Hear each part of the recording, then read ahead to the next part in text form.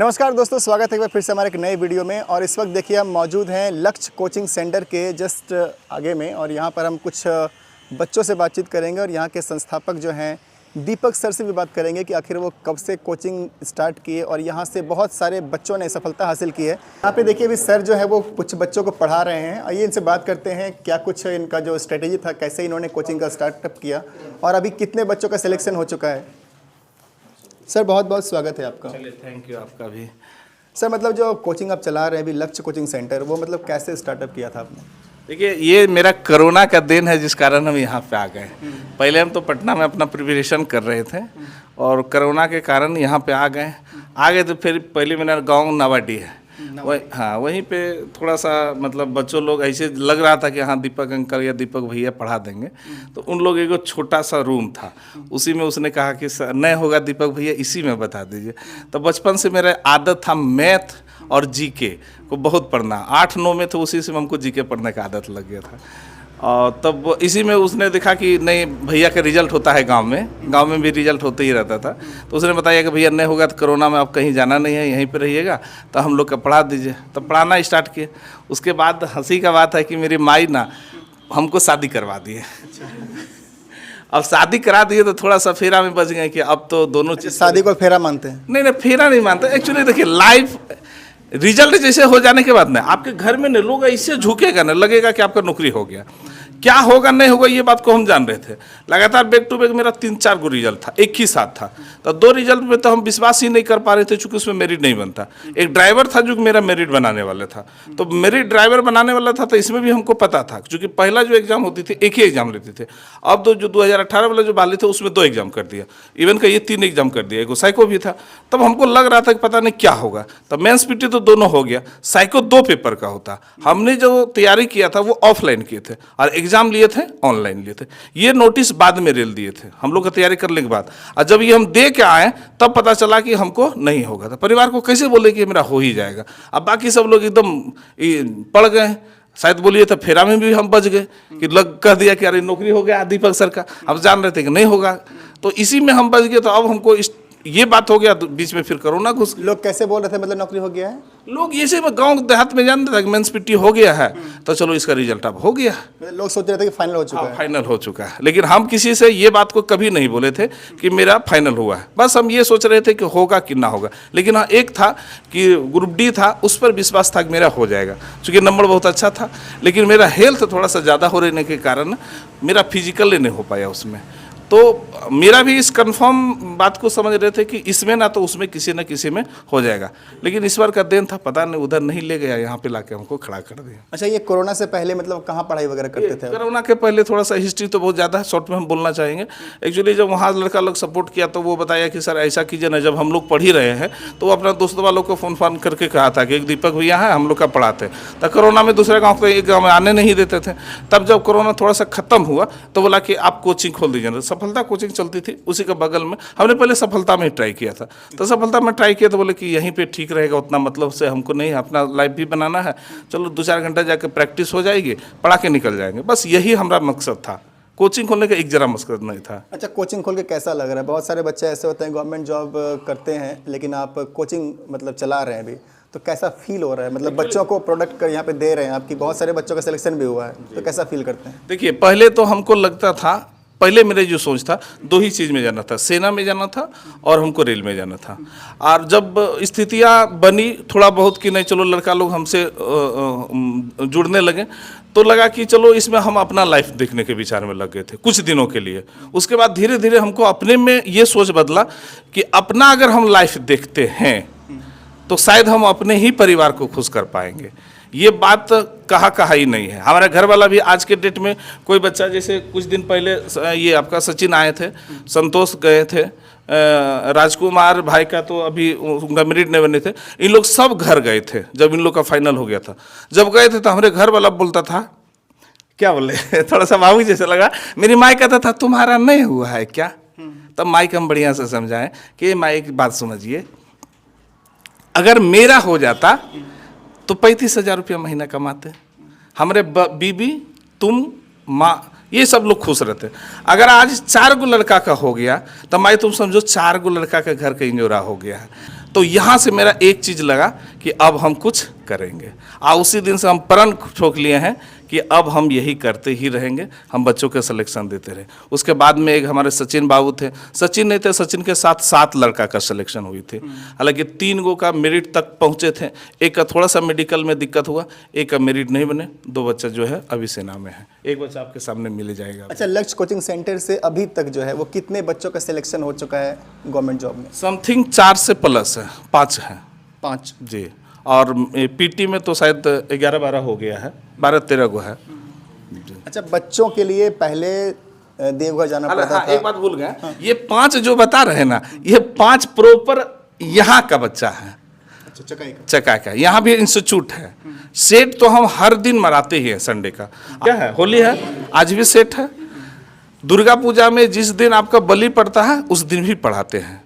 पढ़ाने से हमरा एक जरा भी नहीं है। तो बहुत सारा बच्चा है कि बाहर से भी जो पढ़ते हैं वो भी हमसे जुड़े हुए हैं, लेकिन बाहर वाले बच्चे को हम इसलिए नहीं गनते हैं कि सामने वाले आदमी बहुत सारा है कि अच्छाई करना बुराई को ज़्यादा देखता है। वो बोलेगा अरे फलनमा छोड़वा तो देवघर में पढ़ता था, फलनमा छोड़ा तो पटना में पढ़ता था। तो पटना और देवघर वाला लड़का को छोड़ के हम बता रहे कि 4 बच्चा का सिलेक्शन है, 5। अच्छा, आपको देख के कहीं ना कहीं खान सर की याद आती है क्या? आप भी बच्चों के साथ थोड़ा बहुत मजाकिया टाइप के पढ़ाते हैं कि बच्चों थोड़ा बोरिंग ना हो बच्चे? हाँ, खान सर का जो आदत है वो हमारा में आदत लग गया, क्योंकि वहाँ पे हम फैकल्टी के रूप में काम करते थे। खान सर के यहाँ पे फैकल्टी के रूप में काम कर चुके हैं? जी जी जी, फैकल्टी मतलब वो लाइब्रेरी जो थे ना, लाइब्रेरी ज्वाइन कर लिए थे। थोड़ा सा स्थिति खराब था तो रात में लाइब्रेरी में एक दो दोस्त थे, हम लोग लाइब्रेरी में रहते थे। दिन में क्लास हम लोग का फ्री कर दिए थे और रात में लाइब्रेरी में रहना था। उसके बाद में एक वो एसके झा है, उसका परम चेला थे हम। हाँ, तो अच्छा, ये आपका जो कोचिंग शुरुआत हुआ था, आपने बताया कि गांव से हुआ था, इसके पहले शायद उधर था उस साइड? हाँ, पहले वहाँ पे था। वहाँ पे क्या था ना कि थोड़ा सा वो तो बहुत अच्छे सब रूम मिला, ठीक है। वहाँ पे थोड़ा सा जगह बड़ा कंजेस्टेड हो गया था, इसलिए वहाँ पे से यहाँ पे आना पड़ा। मतलब बच्चों की संख्या बढ़ गई? हाँ, बढ़ गया। पहले तो 6-7 को था, उसके बाद में रिजल्ट जैसे राजकुमार लोग का रिजल्ट हुआ रेल में, संतोष था, आशीष थे, संतोष थे, एक आशीष वो राहुल थे। इन लोग का जब रिजल्ट हुए ना, तब लोग पहले तो हमको चिंते ही नहीं थे कोई। पहला बात कि देवघर यहाँ बगल के नावाडी का है, कौन सी जाएंगे पढ़ने, देवघर पटना वाला लड़का शिक्षक आते हैं उन्हीं के पास जाएंगे, तो हम उसको इग्नोर कर दिए थे। हम इसलिए इग्नोर कर दिए थे, अब बीच में थोड़ा सा कंट्रोवर्सी भी हुआ था इस बात के लेके कि एनटीपीसी का जब रिजल्ट दिया था तो कुछ बच्चा दूसरे भी इंस्टीट्यूट के हमारे पास आके टेस्ट देते हैं, तो टेस्ट देते थे तो उनका भी नाम लिख दिए थे कि फलाना फलाना लड़का भी मेरे पास सिलेक्शन हुआ था। वो इंस्टीट्यूट वाला थोड़ा सा दूसरा जो था वो बोल दिया कि अरे ये तो हमारा पास पढ़ता था, वहाँ कैसे लिख दिया? तो हम एक लाइन में बोल दिए जनाब गलती हमसे हो गई है, लेकिन लिख दिए तो क्या करें, हम मिटा देंगे। तो थोड़ा बहुत कंट्रोवर्सी चला, थोड़ा प्रेशर भी चला, बहुत लंबी कहानी, तो हम बर्दाश्त कर लिए। हम बोले कि अपना हथियार से हम नहीं लड़ेंगे आपसे, जब भी लड़ेंगे तो हम कलम के ही बदौलत से लड़ेंगे। अब भारतीय संविधान का ही अनुसार से हम चलने वाले आदमी हैं। हमको अगर मारना है तो सामने से मारिए, पीछे से मारिएगा तो थोड़ा सा दिक्कत हो जाएगा। तो हम छोड़ दिए, बोले चलो ठीक है। तो बीच में इतना कंट्रोवर्सी हो गया, लगने लगा कि बंद कर दे, हो तरी क्या होगा, ये रिजल्ट होता फिर भी लोग उल्टा सीधा बोलते हैं। तब यहाँ पे एक बच्चा था, 3 बच्चा था, जिसमें कि ये महबूब था, संतोष था, डब्लू था, सचिन था, क्या था तुम्हारा दोस्त, गुलशन लोग थे। इन लोग 5-7-10 बच्चे थे। इन लोग हौसला बनाया कि सर हम बल पढ़ेंगे सर। हम बोले कि हम नहीं पढ़ाएंगे। कल सर आप नहीं भी पढ़ाइए। अरे को संतोष था क्या, वो पटना से रिटायरमेंट होकर आए थे, तो हमको लगा था संतोष हम तुम्हारा नहीं पीटी करवा पाएंगे बाबू रे, एनटीपीसी हो गया, तुम पीटी के लिए देवघर चल जाओ या तो फिर पटना चल जाओ।